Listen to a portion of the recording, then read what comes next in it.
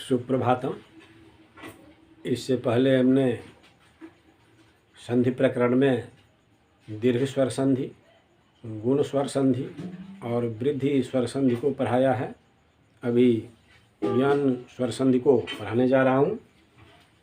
यन स्वर संधि, इसको सूत्र रूप में परिभाषित किया गया है इको यनचि। इको यनचि अर्थात एक पाणिनि सूत्र के आधार पर इक में जो वर्ण आते हैं, इक में ई उ री या लड़ी वर्ण आते हैं। तो इक अर्थात ह्रस्व या दीर्घ ई उ री या लड़ी के बाद अच अर्थात स्वर। यहाँ स्वर में भिन्न स्वर समझना चाहिए, अर्थात प्रारंभ में जो वर्ण हो ह्रस्व या दीर्घ ई उ री या लड़ी, तो बाद में भिन्न स्वर हो, यानी जो पहले हो उसको छोड़कर कोई दूसरा स्वर हो। तो एक अर्थात ह्रस्व या दीर्घ ई उ री या लड़ी के बाद अच अर्थात स्वर, यहाँ भिन्न स्वर जानना चाहिए, रहने पर यन हो जाता है, अर्थात क्रमशः य व र और ल हो जाता है। यन में ये चार वर्ण आ जाते हैं, य व र और ल, तो क्रमशः हो जाता है, अर्थात ई रहने पर ई का य हो जाता है, उ रहने पर उ का व हो जाता है, री रहने पर री का र हो जाता है और लड़ी रहने पर लड़ी का ल हो जाता है। यही क्रमशः होता है। इसे इस प्रकार भी देखें कि ह्रस्व या दीर्घ ई उ री या लड़ी के बाद भिन्न स्वर हो तो ई का य, उ का व, री का र और लड़ी का ल हो जाता है। अब इसे उदाहरण के साथ देखें कि इति योर अपि। इति इसके अंत में ह्रस्व ई है और अपि इसके प्रारंभ में अ है, यानी यह भिन्न स्वर हुआ क्योंकि यहाँ यह ई है तो ई का समान स्वर ई होगा और यह अ है तो ये ई से भिन्न स्वर है, अलग है। तो ऐसी स्थिति में इस ई का य हो जाता है, इस ई का य हो गया, तो यह संधि होकर हो गया इत्यपि, यानी ई निकलने पर तो हलंत रह जाएगा और यह ई का य हो गया तो हलंत जो है वह आगे जो व्यंजन है उसके साथ संयुक्त हो जाएगा और अ फिर इस य हलंत है इसमें मिल गया, आगे बच गया पी, इति जोर अपि इत्यपि। इसी प्रकार इति जोर उक्त्वा, यहाँ ई के बाद उ भिन्न स्वर है तो ई का य हो गया तो य संयुक्त और इसमें उ की मात्रा लग गई इत्युक्त्वा, तब क्त्वा बच गया। इति जोर उक्त्वा, इति जोर उक्त्वा इत्युक्त्वा। इसी प्रकार उ रहने पर वह हो जाता है। मधु जोर अरिहि, मधु के अंत में यह उ है और आगे अ, यह भिन्न स्वर है तो उ का व हो गया। तो जब उ इससे निकालते हैं तो यह ध हलंत रह जाता है और इस उ का जो व बन गया तो हलंत ध जो है वह आगे के व से संयुक्त हो जाएगा, तो यह ध व संयुक्त हुआ और यह भी हलंत रहता है तो आगे जो अ है वह इसमें व में मिल जाता है, यहाँ इसमें मिल गया, बाकी आगे बच गया रिह। रिह मधु जोर अरिहि मध्वरिहि। ऐसे ही लघु जोर अपि लघ्वपि, री का र हो जाता है, यानी पितृजोर आज्ञा। यहाँ पितृ के अंत में री है और री के बाद यह आ भिन्न स्वर है तो री का र हो गया, री का र हो जाता है तो यह तो री हटाने पर तो हलंत रहेगा और इस री का र हो गया तो र से संयुक्त हो जाएगा हलंत रहने के कारण, तो यह तो र संयुक्त हुआ, तो र संयुक्त यह हुआ और आ है तो आ की मात्रा लग गई, पितृजोर आज्ञा पित्राज्ञा।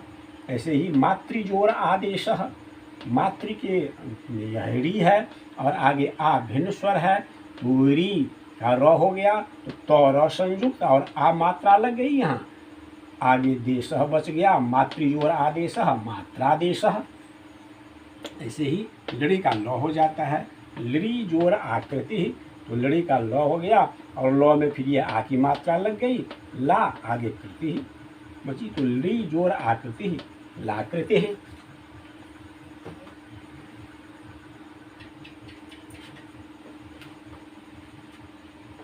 5वां अयादि स्वर संधि।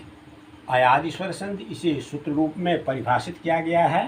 एचो यवायावह, एचो यवायावह।